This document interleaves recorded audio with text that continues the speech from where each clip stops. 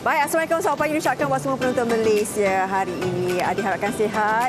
InsyaAllah. 2024 di awal-awal ni kenalah sihat kan, kena ada semangat dan sebagainya. Ini kali pertama awak live 2024? Tidak. Oh, dah live dah. Saya 2 Januari. Wah, saya ini kali pertama 2024 live di MSI. Jadi diharapkan agar tahun ini adalah lebih baik daripada tahun 2023. Tapi ada macam-macam cerita. Macam biasa dekat dalam MSI ni kita akan bawakan isu-isu semasa apa yang berlaku di Malaysia dan juga di seluruh dunia. Antaranya ada berita kita terus nak kongsikan kepada anda yang baru kita terima malam tadi, di mana ada lebih 100 maut dalam letupan berhampiran kubu komander Iran. Sekurang-kurangnya 103 orang yang terbunuh. Dan 188 lagi cedera. Dan insiden itu disebabkan sebagai macam serangan pengganas oleh pegawai kerajaan Iran sendiri. Bayangkan kita tengah dalam konflik bagaimana Palestin dan juga Israel kan sekarang ini, tiba-tiba di Iran pula dibom, dan ramai yang mengatakan bahawa adakah ini disebabkan oleh konflik tersebut juga. Ya, betul. Kan siapa dalangnya sebenarnya? Kalau satu letupan mungkin ini letupan berkembar. Berkembar letupan tu letupan pertama berlaku dalam jarak 2300 kaki dari kubu komander Iran tersebut, dan letupan yang kedua pula berlaku dalam 1 kilometer, lebih kurang 1 kilometer dari kawasan tersebut, dan masa tu pula pengunjung tengah melawat tapak kubu tersebut. Betul. Dan dikatakan pengeboman itu berlaku sempena 4 tahun pemergian Komander Qasim Sulaimani itu, umpama macam peringatan, keamaran dan sebagainya. Jadi itu kita tak tahu bagaimana, apakah tujuan dan objektif mereka. Kita tak tahu. Tapi itulah dia yang berlaku di saat berlakunya ketegangan berkenaan dengan Palestin dan juga Israel. Tiba-tiba di sana pula ada lagi berlaku konflik. Jadi kita harapkan agar tiada lagi perkara-perkara seperti ini berlaku, dan dalam peluang ini juga, kesempatan ini juga, kita doakan saudara-saudara kita di Palestin supaya mereka dapat terus kuat, dapat terus kita doakan agar Palestin dapat aman kembali, kita dapat menang. Sebab dah berlanjutan lama kan, Haziq? Sangat lama berlanjutan. Kita mengharapkan adanya penyelesaian, kita mengharapkan bukan gejatan sejarah, tapi keamanan itu, ada penyelesaian titik notah itu. Merdeka. Tapi itulah keegoan yang melangit. Itulah kita mengharapkanlah kuasa dan keajaiban Allah SWT sebenarnya. InsyaAllah, amin amin ya rabbal alamin. Jadi hari ini 4 hari bulan Januari, apa yang menarik dekat MSI hari ini, Fariha? Kita tahu kan, kalau kita hidup di Malaysia ini, kita banyak pelbagai bangsa, agama, kulit pun lain-lain warna. Betul. Ini kita cakap pasal hobi yang sangat menarik. Ada yang menyeronokkan kadang-kadang hobi ni, ada yang menyeramkan, ada yang janggal untuk kita. Okey, nama hobi tu pemburu sifar kilometer. Apa Maksud dia memburu batu kosong kilometer. Batu tanda batu tanda dekat jalan tu. Kalau kita lalu kat tepi jalan tu 278 km lagi. 216. Tapi ni kosong. Ni kosong. Mereka memburu kosong kilometer di jalan. Tanda batu tu yang mereka buru, dan bagi mereka itu adalah satu kepuasan apabila dapat melihat keindahan alam dalam masa yang sama kan. Dapat orang kata luaskan pemandangan sambil-sambil cari kosong tu. Tapi kan saya rasa sepatutnya dah sampai tau tetamu kita ni. Mana dia tak dapat cari kot batu penanda kosong kat sini. Tengok GPS. Minta terus sampai. Minta terus sampai. Nak cari kat sini ada ke batu sifar kilometer tu? Sini tak ada, paling dekat Kuala Lumpur. Paling dekat sebelah Dataran Merdeka. Sebelah Dataran Merdeka. Motor ini yang digunakan? Ya, dan ada lagi sebiji motor. 2 biji motor yang kita perkenalkan dahulu. Ini dia pemburu sifar kilometer. Muhammad Fairuz Muhammad Yusof. Ya, saya. Assalamualaikum, Encik Fairuz. Sihat? Alhamdulillah. Selamat tahun baru ya. Selamat tahun baru juga. Hari ini ada memburu hari ini tak ada. Biasanya kami akan jalan weekend. Weekend ataupun cuti panjang. Alright. Okey, jadi bagaimana mulanya hobi memburu sifar kilometer ni? Okey, sebenarnya perkara ni agak unik. Okey, pasal biasanya kita akan berjalan, kita akan mencari landmark. So kali ni kita tukar untuk hobi yang baru, kita cari kosong kilometer. Pasal bukan semua tempat yang ada, setengah tempat sahaja.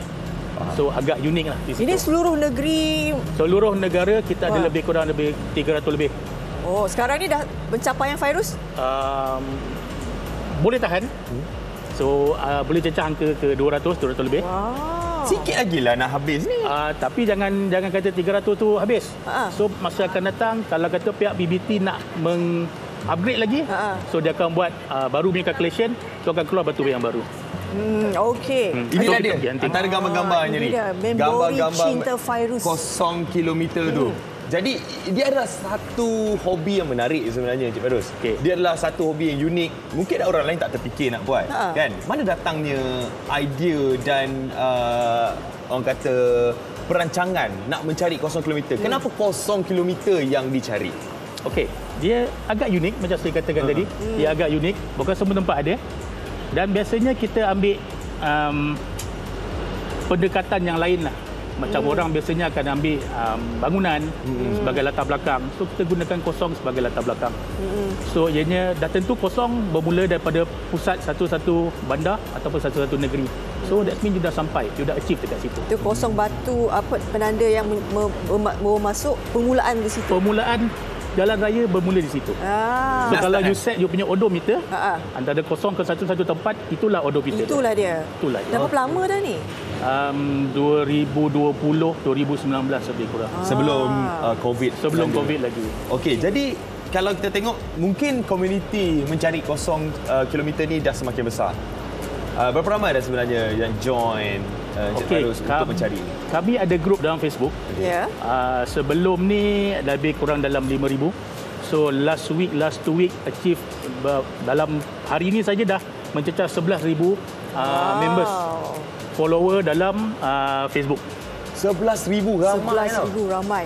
Okey, dalam misi kalian mencari sifar kilometer tu, kat mana, lokasi mana sebenarnya yang mungkin macam mencabar nak pergi, nak mencari dan sebagainya? Oh, ada beberapa tempat. Di Johor ada, di Perak ada. Maksudnya kosong tu berada ujung jalan betul-betul. That means you kena masuk lebih kurang 20-30 km. Belum pasti lagi batu tu ada kat dalam. Alamak. And then you kena patah balik keluar. Lepas tu? Kalau ada, adalah hasil you. Kalau tak ada, tak ada. Kalau tak ada, kosong. Tak ada, memang tak ada. Boleh kosong jadi tak jumpa. Boleh jadi tak jumpa. Boleh jadi tak jumpa. Disebabkan, okey, apa punca tak jumpa tu? Adakah batu tu tersorok ataupun batu tu dah hilang ataupun dah pecah ke? Batu tu dah hilang punya, vandalism punya. Ada kadang-kadang batu tu ada, tapi nombor je dah tak ada. Alamak. Ataupun tempat tu punya nama dah tak ada. So batu tu dah di vandalismkan. Ada setengahnya memang dah kena sodok langsung. So kami sebagai hunter memang agak hampa lah you datang daripada jauh-jauh. Itu yang kami wujudkan komuniti Facebook ni untuk bagi hunter-hunter yang baru ni kemudahan. That's mean kami akan pergi dulu. Kalau ada kami akan sharekan location. Okey. So kalau benda tu memang elok, utuh, kita akan sharekan informasi. Dan siapa yang hunters yang lain nak datang boleh datang. Okey, dan sudah pastinya perkara ni takkan terhenti kat sini. Bila dah jumpa kosong, dah jumpa semua kosong, dia takkan terhenti kat situ. Akan ada perancangan-perancangan lain yang akan dibuat oleh grup Encik Fairuz sendiri. Jadi apa sebenarnya planning-planning yang ada nak dibuat? Aktiviti-aktiviti bersama dengan rakan-rakan di Facebook? Selain daripada kosong, kami akan ambil satu juga. 1 kilometer. Satu, lepas ni kejar satu pula. Satu pula. Okey, satu ni kalian dah memburu dah berapa banyak dah? Lebih daripada 0 km. Pasal setengah tempat 1 km confirm ada. Okey, cuma kosong ni setengah tempat sahaja yang ada. Rare lah kosong ni. Consider rare lah. Consider rare lah kosong ni. So dia punya problem pun benda yang sama. You sampai belum tentu benda tu ada. Okey. Tak, maknanya kan kalau pemburu sifar kilometer ni, dia kena hati kental lah bro. Hati kena kental lah. Dah tentu. Bila dah sampai boleh kecewa kan? Ya.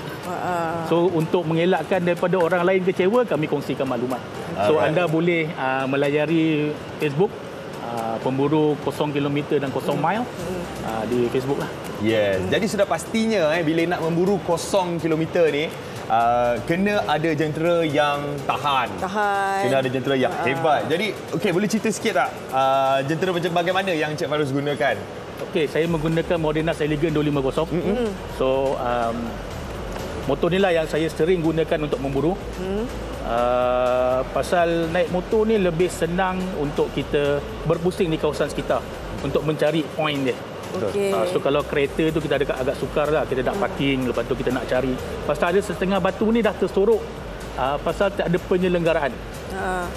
So kita kena berhenti cari sekeliling. So dengan betul lebih mudah. Untuk perancangan 2024, kita baru masuk Januari. Jadi kalian misi selepas ini ke mana?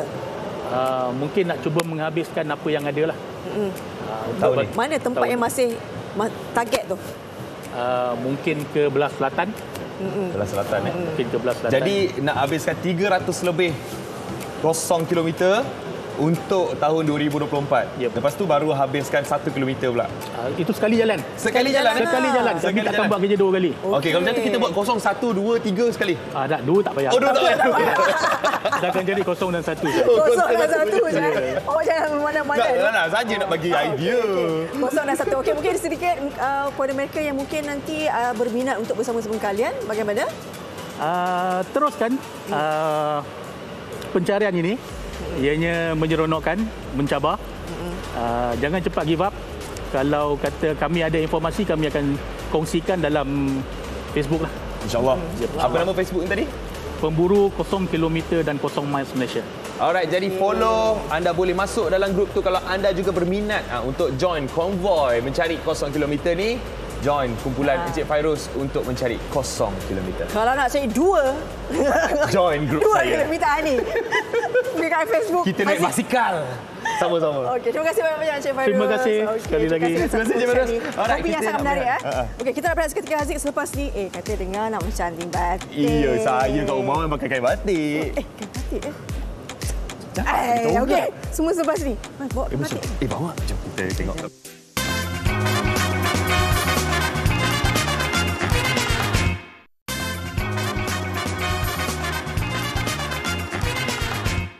Sopan santun anak Melayu. Kita dah Sopannya? start dia. Sopannya. Sopan. Ini Sambil-sambil ke yang malam-malam jemur. awak pakai ni? Inilah selesa tau pakai ni Selesa tidur. Okey. Nampak? Apa yang selesanya bagi 2 saat 20 saat dah sekarang? Senang buka, Jual kain batik sekarang 20 saat. senang pakai. Nampak? Banyak kelebihan kain batik. Okay, sebagai seorang perempuan, Ya. memang selesa pakai kain batik, betul? Selesa. Selesa. Okey, cara betul tak cara pakai ni? Ini betul ke cara pakai ni? Kita tahu cara pakai, tapi kita tak tahu cara buat dia macam mana. Macam mana nak mencantikkan sesuatu Betul kain lah. ni. Nak pakai terus ke apa ni? Nak saya pakai terus ke apa? Pakai terus je lah, eh. pakai terus lah. Ini dia. Jom kita bersama dengan Okey. Wow, ini hebat-hebat Ini ni dia kita bawa datang. pakar batik kita mencanting di Studio B sekarang ini. Betul. Tak, yang hebatnya mereka mari dari Terengganu. Betul, Mari dari Terengganu. Kita bersama dengan 3 orang pagi ini kita bersama dengan Puan Wan Nordiran Wan Long, Ya, merupakan penasihat sebelah kiri Persatuan saya. Pengusaha Batik Terengganu. Kita bersama dengan Puan Nurul Hamizah Deraman, iaitu AJK Promosi Persatuan Ya, Pengusaha Batik Terengganu, dan juga Puan Suhaida Samsudin, pelajar Institut Kraf Negara. Lepasan. Betul. Lepasan. Okey. Kita dah lepas. Ini nama dia Batik Lepas. Ya. Sudah menjadi pengusaha. Sudah jadi pengusaha, alhamdulillah. Berapa tahun dah? 9. 9 tahun. Okey, hari ini kita membawakan satu keistimewaan yang ada di Malaysia, iaitu batik. Betul. Kita tahu kalau pergi Terengganu tak beli batik, Tak sah. kita pergi pergi Terengganu buat apa? Betul. Pergi Terengganu kalau tak beli Selain batik. kepuk, kita akan beli batik. semua. Okey. Akan pergi tengok. Kita nak tanya bagaimana sebenarnya apa bezanya batik Terengganu dengan batik negeri lain? Batik Terengganu dia ada identiti dia sendiri. Dari segi corak, teknik, berbezalah daripada negeri lain. Contoh kalau Terengganu, banyakkan motif dia flora dan fauna digabungkan dengan abstrak. Flora dan fauna. Ini antaranya lah ni. Flora fauna. Dia ada Bunga-bunga. Bunga-bunga. Itu ada rama-rama ke tu? Rama-rama. Dan kalau kita tengok, bukan setakat batik yang ada tema flora fauna kan, yang boleh dilukis. Boleh juga lukis macam Captain America. Captain America ni. Ya, Dia yang, boleh yang macam ni kita nak mendidik budak-budak. nak bagi budak-budak Suka buat batik lah. Okey, dah lalang kita bawa dah lalang cantik benar Haziq pakai kain batik. Kita sambil-sambil tu kita buat kerja juga boleh? Boleh. Okey, semua kita berbual jugalah ya. Sebab hari ni kita tak bawa juga lilinnya. Bawa. Untuk kita mencantik batik tu. Sebab kita nak tunjukkan kepada anda macam mana proses sebenarnya mereka mencantik batik tu. Tak semua orang dapat try ni dan tak semua orang pandai untuk buat sebab benda ni kena ada bakat. Kena ada Tangan tu kemahiran. kena lembut. Betul. Tak boleh keras. Okey, kita tengok tadi Puan Nurul Hamizah sedang mewarna. Macam mana nak warna batik ni? Dia main Dia tak perlu dia letak sentuh ke kena betul-betul ke bagaimana? Letak je, tapi kalau boleh janganlah dia macam keluar. So dia ada dalam ni je. Dan dia kena faham juga kalau daun tu warna apa. Oh, dia tak boleh suka hati, tak tak boleh? suka. Daripada awal dah kena plan. Jadi hilang dia punya maksud dia lah. Kalau daun tiba-tiba letak warna orange ke atau warna apa warna yang lain daripada warna daun lah. Tak boleh lah. Tak boleh lah. Perkembangan batik sekarang bagaimana? Kita tengok macam generasi baru kan dah mula juga minat buat batik. Alhamdulillah dengan sarangan kerajaan bagi penjawat awam pakai batik. Jadi telah memberi peluang kepada industri batik Terengganu untuk mengembangkan lagi batik-batik inilah. Contoh maknanya dulu kan suram je bila kerajaan bagi minta penjawat awam pakai batik, okey, industri itu naik kembali. Betul. Yang mana yang budak-budak lepasan IKN, UiTM ke, jadi menceburi dalam bidang batik ini. Kerana batik ini ada boleh menjana pendapatan lah. Ya, betul. Bukan untuk golongan yang bangsawan, yang orang kata kaya-kaya je. Orang muda boleh pakai batik. Kan, lelaki perempuan pun boleh. Jadi kita pembatik pula kita sentiasa membuat inovasi lah. Maknanya tak seperti dulu. Contoh dulu design dia style macam untuk orang tua lah. Sekarang kita dah ubah. Kita modernkan. Dari teknik ni kita dah ubah. Maknanya dulu bukan blok saja, sekarang canting. Dan sekarang ni kita bersama Kraft Tangan juga buat inovasi baru. Batik menggunakan tanah liat. Menggunakan linut. Kami boleh warna sekali Boleh. Boleh Okey, kalau kita tengok dalam mencantik batik, dalam industri batik ni sendiri ada macam-macam cabaran. Antaranya kehadiran batik palsu. Jadi sebagai seorang pakar kan, mungkin kita boleh dapat detect macam mana kita nak dapat detect batik yang original dengan batik yang palsu ni. Macam mana puan? Okey, yang macam cik pakai ni adalah batik original. Ini yang batik blok. Patutlah sedap batik pakai ni. original. Ya. Design pun dah kita upgrade kan, tak seperti design lama-lama. Okey, yang ni adalah batik tiruan. Okey. Mana batik tiruan? Batik tiruan. Ini batik maknanya dulu motif ni motif Terengganu. Jadi ni buat dekat Thailand. Jadi dia tiru kita punya design. Dia print. Yang ni teknik print. Beza. Yang ini adalah menggunakan tangan. Dia asli. Beza. Sentuh pun dah rasa yang beza. sentuh. Yang ni pun keras. Okey, yang asli. tu yang asli. Tak keras. Satu lagi contoh dia. Okey. Ni yang palsu. Yang ni yang palsu. Okey. Sekarang ni adalah design daripada pengusaha kita. Ini lembutnya kain ni. Jadi pemain industri yang ada yang besar, dia meniru design kita. Dia olahkan atas kain polister. Design memang design cantik lah, batik. Tapi dia meniru, dia olah atas design polister. Tengok, dia akan jadi macam ni. Maknanya belakang kosong. Kalau ori, kita akan sama warna. Dia kena main kalau original depan belakang kena sama macam ni. Warnanya sama. Inilah kita bagi contoh tengok tu. Satu lagi, kalau untuk buat batik asli, dia tidak boleh menggunakan kain polister. Kena pakai kain apa? Dia kena guna kain yang serat. Seperti cotton, sutera, rayon. Dia tidak boleh kain polister. Kain polister ni ada daripada plastik. Nak murah kot. Ya, yang murah. Tapi sekarang ni ramai yang pemain merosakkan. Inilah jual batik macam ni kan. Okey. Kita patut support lah. Suhaida begitu tekun ya. Ya, tengok Suhaida. Hari ini adalah pertandingan warna. Okey, kita nak dengar dengan Suhaida. Okey. Kalau mencantik ni macam mana teknik dia yang betul? Boleh tunjukkan sekali? Okey.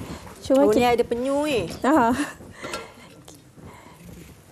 Boleh ceritakan? Kalau macam lilin ni, better kita kena cari lilin yang sesuai dengan kita. Tak terlalu panas dan tak terlalu sejuk. Kalau terlalu panas nanti dia akan terlalu kembang lah. Dan dia kena buat pergerakan cepat ke bagaimana? Okey, kalau terlalu panas kita kena pergerakan yang cepat untuk supaya lilin tu tak besar, tak terlalu besar. Tapi kalau macam ni dah okey. Okey. Kalau terlalu besar dia akan mengeluarkan lilin yang contohnya macam ni lah. Mata canting lah kita kata. Mata canting. Macam dia start. Tebal. Tak cantik lah. Yeah. Ruang dia pun makin Terus tak ada ruang nanti kan? Takkan tengok je Fariha. Ya, sabar. Nak cuba kan? Mari sini. Kita nak tengok bagaimana hasil tangan Fariha. Tak masalahnya Suhaida yang takut. Aduh, habislah lukisan aku. Dia dah buat cantik dah. Boleh start dengan garisan dulu. Garisan ya? Sini. Bismillahirrahmanirrahim. Wuih. Okey. Slow. Sebab bila kita tahu lilin tu dah stabil dengan kita, so kita boleh control lah. Okey. Tisu ni function dia untuk stop. Sebab dia tak macam pen biasa kan. Okey.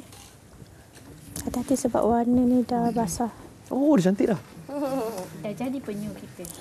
Dah jadi penyu. Yang ni macam tak jadi je. Tapi tak apa, kita boleh layerkan balik. Oh ya. Alah, kalau dia rosak sikit boleh jadi Ninja Turtle. Tak apa. Tapi cantik lah. Okay. Kalau macam ni, kita dah tahu lilin ni dah maybe dah sejuk ataupun dia dah habis. Ya Allah. Macam mana lah. Okey, kalau kita tahu di sana kan flora, fauna dan sebagainya. Dan ini satu macam tanda. Kalau kita tengok Terengganu, identiti. Jadi setakat ni bagaimana? Kalau kita buat ni, feedback pelancong dan sebagainya memang nak yang begini. Ya. Kalau dia datang Terengganu, contoh kita pergi ke negara lain luar kan, kita akan bawa identiti Terengganu, kita akan bawa desain penyu. Sekarang ni drawbridge. Jadi kita dalam masa yang sama kita memberitahu pada semua di Terengganu ada drawbridge. Dia akan nak datang ke Terengganu untuk melawat drawbridge. Dan di Terengganu juga ada hari-harinya kerajaan negeri akan membuka drawbridge tu bagi jadi orang boleh melihat waktu jambatan tu terbuka. Stres sangat ke Haziq tu? Saya geram sebab color dia ada terkeluar kena kat lilin tu lah. Tapi okeylah, nampaklah dah makin jadi kan. Kita nak cuba. Tapi jadilah rama-rama dia. Nampaklah. Ada ke warna dia macam tu rama-rama? Dia rama Malaysia. Ada merah, putih, biru, kuning. Ya. Okey, bagaimana melihat langkah kerajaan kan kata setiap hari Khamis pakai batik. Jadi bagaimana ia sangat membantu kepada pengusaha-pengusaha batik ke bagaimana? Alhamdulillah memang ada sarangan pada kerajaan yang pakai baju batik. Sekarang industri yang lama-lama yang nak lupuh dah tu hidup kembali. Alhamdulillah. Tapi kita kena ubah juga, kena ubah teknik, desain baru. Kena sentiasa upgrade. Kita sentiasa upgrade dia punya produk batik itulah tak semestinya. Sekarang dulu orang pakai biasa kan, sekarang ni daripada batik ni kita boleh buat cardigan. Kita boleh buat blouse. Untuk orang muda kan dia tak nak pakai yang macam style kampung tu kan. Jadi kita reka dia jadi blouse, dress. Macam kita orang pakai adalah korporat. Okey, ini adalah korporat Persatuan Batik. Maknanya daripada batik kita boleh buat baju korporat. Ini setiap hari boleh pakai batik? Boleh. Ya. Hari Isnin batik lain, Selasa batik lain, sampai hari Jumaat. Kan, ni kalau kita tengok ada macam aktiviti juga yang dilakukan untuk menarik minat anak muda. Yang tu di bengkel. Yang ni masa kita buat event di Kemaman, Promosi Craft Terengganu lah, bawah Motek. So kita orang mendapat gerang dari Motek untuk membuat event. Alhamdulillah. Jadi, ni. ada perancangan lain tak untuk menarik minat lagi anak-anak muda ni supaya masuk dekat dalam industri batik ni? Kalau macam saya bermula daripada zero bidang batik kan. So saya kena macam mana dia orang boleh duduk dalam bidang batik. So saya kena dekatlah dengan so saya masuk dalam Persatuan Pengusaha Batik Terengganu. Mana-mana event saya akan join. So daripada sikit barang tu sekarang saya boleh semua kemeja, kaftan budak. So dengan bimbingan yang macam orang lama lah, macam Kak Nur sendiri. Sebab dia, mereka kan ada kilang. So kita desainkanlah pattern yang muda sikit. Ya, kalau kita reka untuk orang muda lah. Sekarang contoh orang muda kan dia suka pesta. Ya, betul. Lelaki kan nak pesta, baju lelaki pesta. Jadi kita buat pesta. Kalau orang yang badan semangat je kita kena colour gelap. Macam tu. Ada macam-macam jenis. Ada macam-macam jenis. Sekarang ni. Katanya kalau Haziq, kalau misalnya batik mahal harganya. Macam mana tu? Orang kata alah kenapa mahal? Dia sebab mahal ni satu bahan mentah, tenaga kerja. Itu yang jadi mahal tu. Tapi cuba pakai. Tapi dia punya kualiti tak panas. Sebab kalau kita pakai batik original, makna daripada cotton, sutra, dia memang sejuk. Dia tidak seperti kain polyester, dia akan panas. Macam tu. Dan kalau kita tengok pun bila pakai tu puas hatilah. Orang kata kenalah dengan harganya dan effort yang telah pun diletakkan oleh pengusaha-pengusaha batik ni untuk buat batik-batik ni dengan teliti. Kan? Dan kalau kita tengok lagi ada banyak aktiviti yang dilakukan, antaranya anak-anak saya pun saya bawa dekat KL. Saya bawa pergi colour batik tu. Warna batik dan dia orang suka. Betul. Banyak hasil-hasilnya. Contoh macam ni anak-anak punya. kita nak membagi minat kepada budak-budak muda, kita reka yang macam ni. Jadi bila dia tengok mesti yang ni anak dia Sultan Nizam. Dia mewarna di Dobridge. Warna batik. Masa ni Persatuan Batik buat kita diberi peluang untuk membuka promosi event selama sebulan di atas Dobridge. Dan mestilah sambutannya agak menggalakkan. Sangat menggalakkan. Maknanya budak-budak yang naik bas datang teruja. Dia mewarna. Dia jadi minat. Tak bagi dia menangis. Nak pergi colour batik hari-hari pula. Kan? Why not? Boleh je kan? Kalau nak pergi colour hari-hari. Boleh. Mak ayah punya kepala nanti. Dan kepada mereka yang nak minat dengan batik ni, macam mana caranya untuk mencari persatuan? Boleh. Kita boleh buat macam kursus belajar membuat batik. Sebab kita ada komuniti juga. Untuk menolong komuniti membuat batik. Dari ini tak kira orang tua pun boleh, macam kadang-kadang suri rumah kan dia nak menjana pendapatan, dia nak belajar membuat batik, kita akan ajar. Kita ajar dari bawah, mana daripada mula-mula bancuh, lilin, semua-semua tu sampai jadi produk. Bila jadi produk tu dia boleh menjual. Kan kena ada usaha lah. Kan orang kata biar kita start daripada bawah, lama-lama jadi pandai macam ni. Tengoklah hasilnya, beza. Jom kita tunjuk sikit puan. Ni yang saya colour. Alhamdulillah. Bukan, ni bukan saya colour. Ini yang saya colour belum siap lagi lah. Haziq kan warna lah, Bah. Ni saya bawa colour. Saya nak buat rama-rama Malaysia. Rama-rama tu warna Malaysia. Jadi yang Fariha punya macam mana? Saya bawa sikit. Dia betul. Bunga dia mesti warna pink dengan kuning. Maknanya rama-rama saya ni tak betul lah ni. Ini warna Malaysia. Tak apa. Rama-rama ni kena... Dia tak boleh main tibai. Dia kena logik lah. Kena logik. Kalau rasa kita nak buat juga, boleh juga. Tak ada masalah. Takkan nak halang kita punya pilihan. Kan? Okey, tapi kalau ikutkanlah tema-tema yang ada dekat batik itu semua diikut logik colour. Ya, logik colour. Dan satu lagi kena ikut permintaan juga. Kita tak boleh ikut selera kita. Kita kena ikut selera pelanggan. Customer nak warna macam ni, kita kena ikut juga. Kita ikut jugalah. Okay. Kalau misalnya penonton Malaysia hari ni yang berminat kata, batik Terengganu, comel, macam mana nak menghubungi kalian? Boleh, dia boleh hubungi Persatuan Batik Malaysia sebab Persatuan Batik Terengganu. Persatuan Batik Terengganu maknanya kita akan bagilah nama-nama ahli-ahli kita untuk dia orang hubungi dan boleh pergi ke tempat-tempat tu. Kami juga aktif dalam jualan craft dengan Malaysia lah. Baru balik daripada Festival Craft Johor, bulan 2 Festival Craft Kebangsaan. Semua pengusaha akan turun di sana. Maknanya banyak pilihan, banyak peluang untuk anda belajar, banyak peluang untuk anda join industri batik Malaysia. Jadi jangan orang kata hilangkan khazanah kita. Ya. Tapi kalau dari segi negeri Terengganu, kerajaan negeri banyak membantu pengusaha batik melalui Yayasan Pembangunan Usahawan. Dia akan pergi ke tempat-tempat kita, tengok apa yang kita boleh bantu, apa kerajaan negeri boleh bantu usahawan macam mana, dan dia akan membawa juga kita promote produk kita sampai ke luar negara. Sampai mata dunia. Contoh biasa kalau kerajaan negeri Terengganu selalu bawa pengusaha pergi Singapura, banyak pendedahan luar juga lah kan untuk dan bawa produk kita batik Malaysia ke mata dunia. Baik, terima kasih banyak-banyak ucapkan Puan Wan Norodiran. Kita ada Nurul Hamizah dan juga Suhaida. Suhaida akan terus nanti nak kekalkan ke kat sini? Boleh Boleh kena siap hari ni kan? Kena siap hari ni. Kejap je ni. Itu tas Suhaida. Okey, jadi kita nak berehat ketika kembali selepas ini dalam Malaysia hari ini. Kejap lagi kita ada Anak Perjanjian Syahidah. Sebelum tu ada MITV.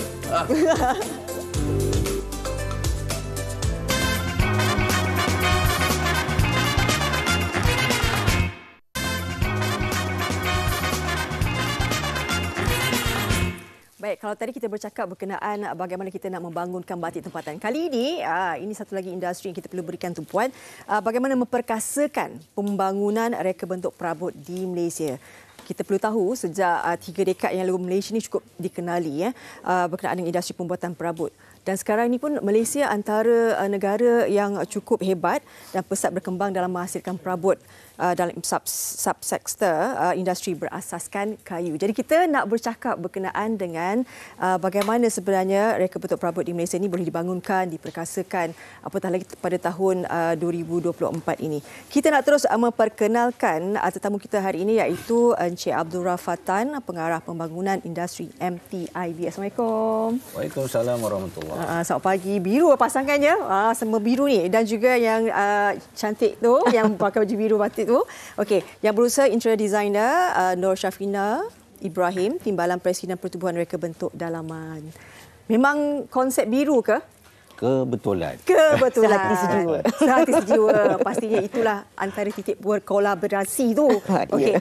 Kita nak tahu lebih jelas berkenaan dengan senario semasa industri perabot yang ada di Malaysia sekarang ni. Sebab kita tahu tahun demi tahun pastinya ada satu penanda aras yang membawa satu lagi kemajuan, kan? Okey.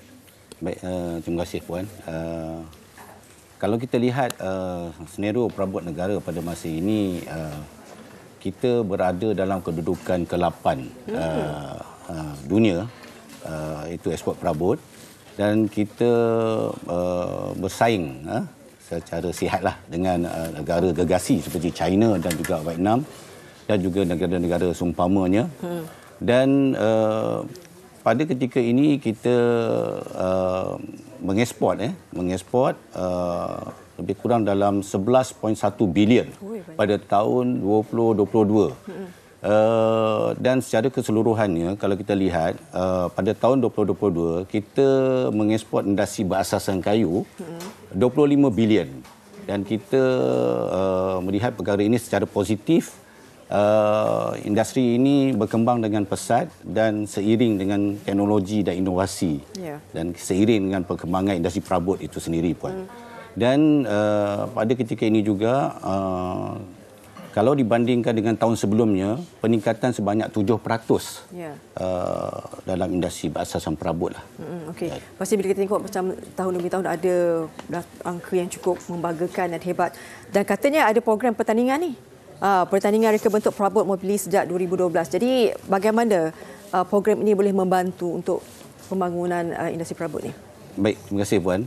Kalau kita lihat secara lebih meluas, kita telah mengadakan program ini pada tahun 2012. Dan dengan harapan kita fokus kepada melahirkan bakat-bakat muda dalam industri reka bentuk, dan pereka-pereka muda ini kita hasilkan melalui satu pertandingan reka bentuk perabot yang kita katakan Mobili lah, yang kita jenamakan dengan nama Mobili, dan kita fokuskan kepada penjenamaan itu sendiri, label tanggam, dan sehingga kini kita dapat melahirkan sebanyak 16 pereka bentuk daripada label tanggam, dan mereka telah berjaya di peringkat lokal dan international.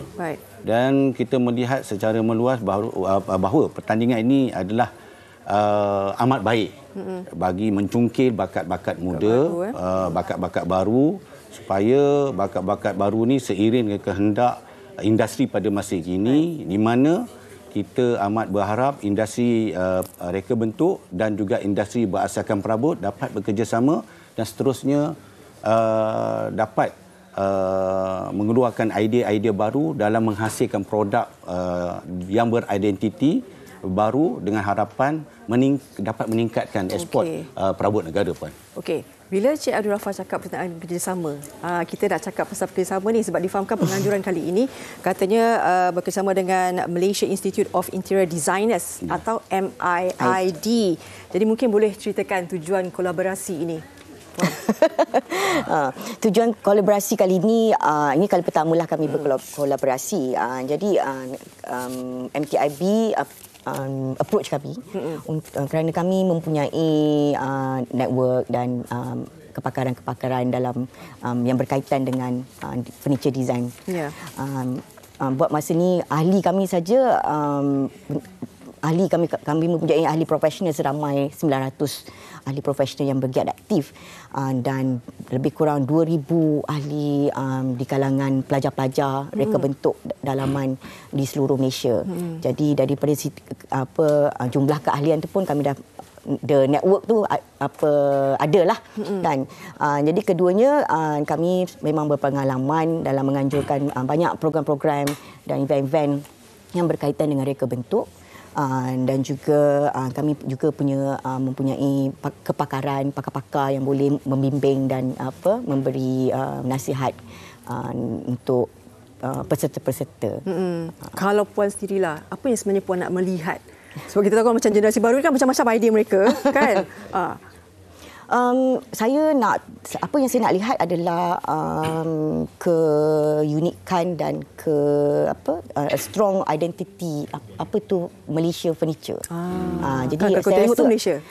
Ya, bila orang tengok je orang dah tahu ini furniture daripada Malaysia, perabot daripada Malaysia. Identity tu bila saya cakap identity tu tak semestinya berkait dengan kuiran ke apa, tapi dia ada significant identity yang mana satu dia boleh diterima di pasaran antarabangsa, tapi dia juga ada nilai-nilai tempatan tu, sama ada menggunakan bahan-bahan tempatan dan material-material dan teknik-teknik dan kepakaran tempatan ke.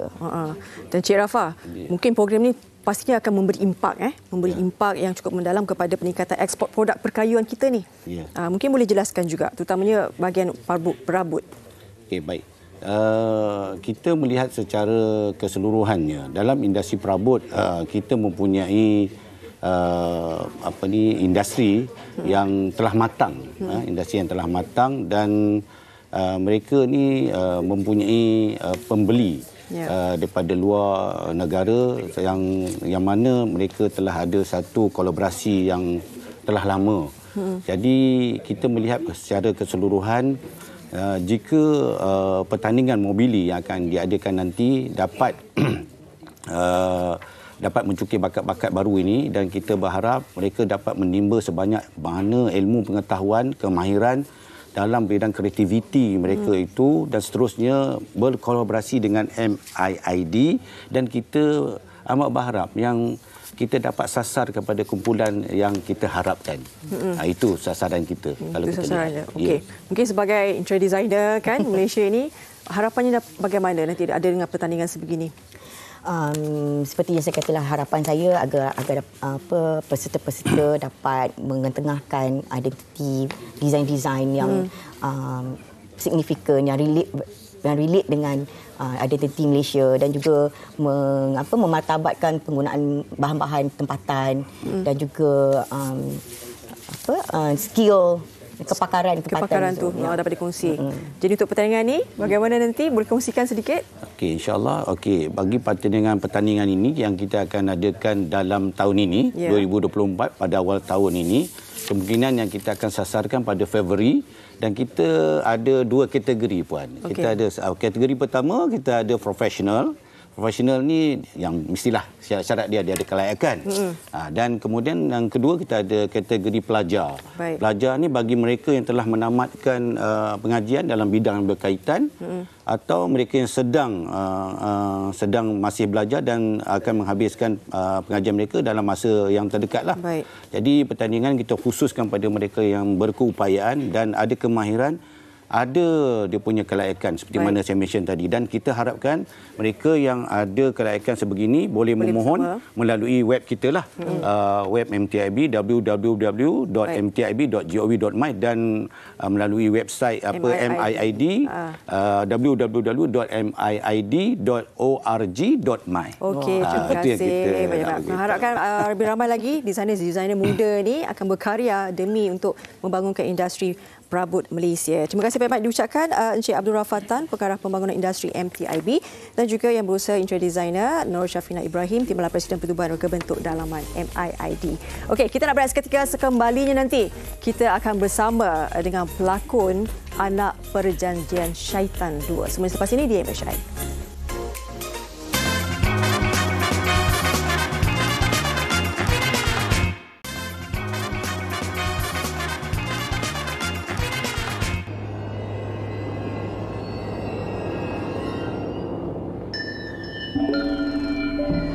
tak tahulah kenapa sekarang ni saya rasa seram sejuk jadi.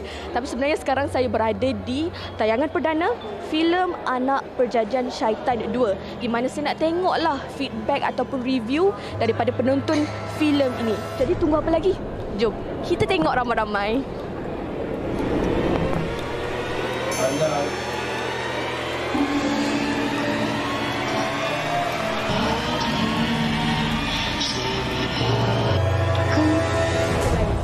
Ali sebenarnya paling tak suka berlakon cerita hantu. Sebab Ali sendiri penakut. Ali tak tahu kenapa. Isteri Ali suka tengok cerita hantu. So dia sukalah ni Ali berlakon cerita hantu. Sebab Ali sendiri penakut tau. Alhamdulillah karakter Ali mainkan ni karakter Ustaz Taha. Dia bukan ustaz biasa-biasa. Memang ada ustaz yang berilmu lah. So cabaran dia susah untuk Ali on set. Kita pun tak pandai sangat kan nak menghafal ayat-ayat dengan sebutan dia.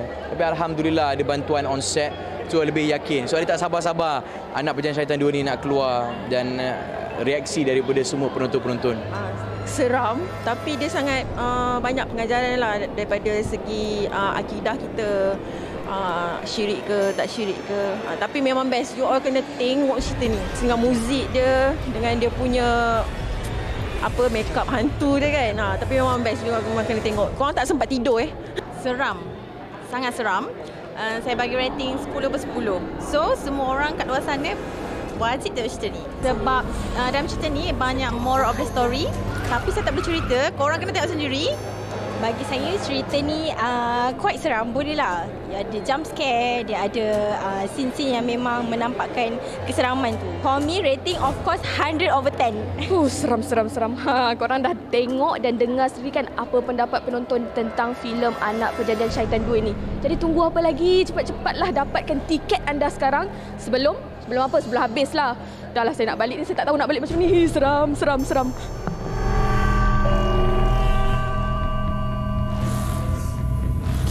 Okey. Anak Perjanjian Syaitan tu ada kat belakang Aziz lagi ke? Tak ada. Bila dah tak ada bagi tahu. Ada lagi? Tak ada. Ha? Tak ada dah? Dah tak ada? Dah ada kat sini. Cantiklah dia. Dia bertukar. Beza dengan sana. Siang dia lain, malam dia lain. Ni dah kena paku. Itu ada Haziq ni, kalau boleh dia memang pelakon terbaik. Tak ada lawan ni Kak Fana. Okey. Hari ini kita cukup berbangga kerana kita bersama dengan pelakon utama juga dalam filem ni, Anak Perjanjian Syaitan 2, dan juga penyanyi lagu soundtrack untuk Anak Perjanjian Syaitan 2 iaitu Puteri Khariza. Good morning. Okey, macam mana lepas tengok poster tu Kak Fana? Rasa macam takut tak tengok diri sendiri? Takut tengok diri sendiri sebenarnya. Kadang-kadang sampai terbawa-bawa balik rumah. Betul ke itu Ika sebenarnya? Okey, kita nak tanya Ika. Sebab Ika membawa watak Azlinda. Ya, betul. Okey. Watak Azlinda ni yang dibawa oleh Ika, apa yang membuatkan Ika macam naklah juga berlakon? Sebab ini filem pertama seram kan? Betul. Filem seram pertama Ika. Ya, betul. Ini first time Ika berlakon filem seram.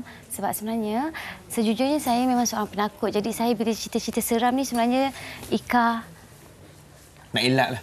Cubalah.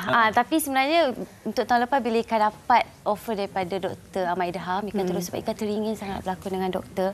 Dan juga dalam masa yang sama Ika nak mencabar diri Ika yang penakut ni untuk membawa watak Azlinda. Tapi Alhamdulillah dekat set tu banyaklah doktor membantu walaupun bagi surprise sikit kat saya kan. Dia bagi cabaran-cabaran. Cabaran-cabaran. Antara cabaran-cabaran yang paling Ika tak boleh lupa lah bila shoot cerita Anak Perjanjian Syaitan 2. Sebenarnya bukan cabaran untuk Ika juga, untuk Ika je tapi untuk semua tim. Macam contohlah pagi tu, macam semua hari ni saya ada surprise untuk semua orang. Hari ni saya rasa saya macam nak buat scene gali kubur. Sebenarnya scene tu tak ada dalam skrip pun. Tapi sebenarnya Ika ambil benda tu as positif pasal mungkin doktor tahu potensi Ika dari segi hari ke hari boleh buat lebih lagi. Ya. Jadi kalau misalnya kata, sebab kita kan kalau misalnya tak biasa kan filem seram ni, persediaan mental tu macam mana? Persediaan Ika ya, sebab masa rehearsal pun Ika banyak. Kita ada rehearsal script reading sebelum tu, jadi doktor banyak bagi Ika reference cerita-cerita seram dan sebagainya untuk Ika tengok. Tapi macam Ika cakap lah, bila tengok cerita seram tu, bila kat set tu dia macam totally different. Yalah, nak adapt tu lain. Nak adapt tu lain. Tapi Alhamdulillah doktor sangat-sangat membantu. Sebab ni cerita first Ika. Lagi kan memang seorang yang penakut. Jadi doktor banyak. Jadi hantu pula dalam cerita ni. Tapi Alhamdulillah. Okey kan. Kita kalau nak tahu hasil dia macam mana, pergilah tengok Anak Penjajah Syaitan 2. Tapi benda ni yang lagi membantu mendapatkan rasa seram dalam cerita ni adalah lagu soundtrack tu. Ya, betul. Kita nak tanya Putri lah. Bagaimana sebenarnya ronok bunyi untuk ni. Sebab ni, Putri dah biasa dah kalau lagu OST drama. Tapi ini filem yang pertama kan? Betul. Bagaimana? Ini tanggungjawab berat juga lah ni. Berat juga masa dapat tu sebab selalu buat drama. Lepas tu lagu cinta-cinta yang putus cinta. So bila dapat lagu untuk cerita hantu, saya excited lah sebenarnya. So bila dengar lagu ni memang lain daripada single-single saya sebelum ni. Memang semua yang putus-putus cinta punya, bila dapat lagu ni, bila tengok lirik dia memang ada kaitan dengan cerita ni. Memang unsur-unsur kerohanian lah. Lagu ni Amir Munawir. Betul. Yang mencipta lagu ni. Dan tajuknya adalah Murka atau Cinta. So mungkin cinta, apa dia punya makna murka atau cinta tu kalau nak murka atau cinta tu kita sebagai hamba memilih untuk memurkai atau mencintai. That's why ada perjanjian syaitan tu. Macam mana nak serap? Macam mana Putri nak ambil mood serap tu macam like kan benda tu sebab you dah biasa lagu betul memang lain. So saya memang kena dengar banyak kali, kena dengar demo banyak kali, sebab muzik dia pun ada seram-seram juga sebenarnya. Saya memang dengar banyak kali sebab memang lain. Tapi nak ambil mood cinta untuk kekasih tu tak ada dah. Dia kena muka-muka seram lah. Masa nyanyi tu kan. Tengok cerita hantu. Tengok cerita hantu lah. Ambil mood tu juga Alright, dan kalau kita tengok pelakon-pelakon Anak Penjajah Syaitan 2 hebat-hebat dan semuanya. Kita ada Alif Sata, ada Fasha Sanda, Azlan Komeng. Ramai lagi pelakon-pelakon hebat dalam cerita ni. So, Ika Farhana, pengalaman berlakon dengan mereka ni. Pengalaman berlakon dengan artis-artis yang bagi saya memang hebat. Macam Kak Fasha, Alif Sata. So bila dapat berlakon dengan mereka tu, diorang sangat-sangat membantu untuk Ika membawa Tak Azlinda ni. Untuk bagi kerjasama pun memang diorang every scene sebelum kita orang masuk set tu, kita orang akan discuss, diorang akan bantu. Okey, karakter Azlinda ni untuk build up lagi karakter Azlinda. Begitu juga dengan doktor. So far alhamdulillah chemistry kita orang sangat-sangat orang kata untuk berlakon bersama tu ada. Ya. Pastinya 4 Januari 2024 tarikh yang akan mendebarkan kalian juga. Ada hari ini. Saya dah beli tiket. Dah beli. Saya dah book. Saya book tu, saya bawa awak. Semualah. Okey. Alright. Terima kasih banyak. Mungkin sedikit ucapan kepada peminat-peminat untuk menonton tayangan. Harapan Ika sebenarnya Anak Penjajah Syaitan 2 ni akan ditayangkan pada hari ini 130 pawagam di Malaysia dan juga Brunei. Jadi Ika harap Anak Penjajah Syaitan 2 ni diterima oleh penonton, memberi impak yang positif dan juga Okey, kita akan lihat nanti, nonton juga nanti. Janji. Okey, Putri, kami tak sabar untuk mendengar lagu OST ini. Okey, Putri boleh standby. Putri dah boleh bersedia untuk menyanyikan lagu Murka atau Cinta. Yang mungkin anda pertama kali nak dengar lagu ni, dengarkan bagaimana seramnya sampai tak orang kata rasa seram dalam lagu Murka atau Cinta ni. Jadi terima kasih kami ucapkan kepada semua penonton MSI pagi ini. Jangan lupa tonton Anak Penjajah Syaitan 2. Syaitan budak jadinya. Anak Penjajah Syaitan 2. Okey, silakan Putri Kariza. Murka atau Cinta. Assalamualaikum.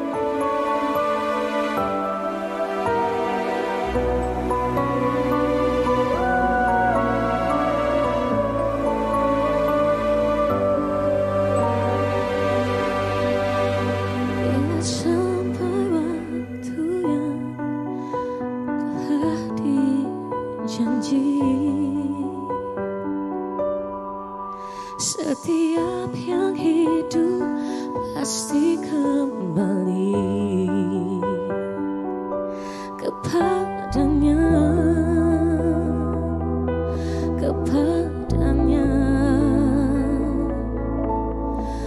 Apakah nanti jawaban yang mampu kita beri?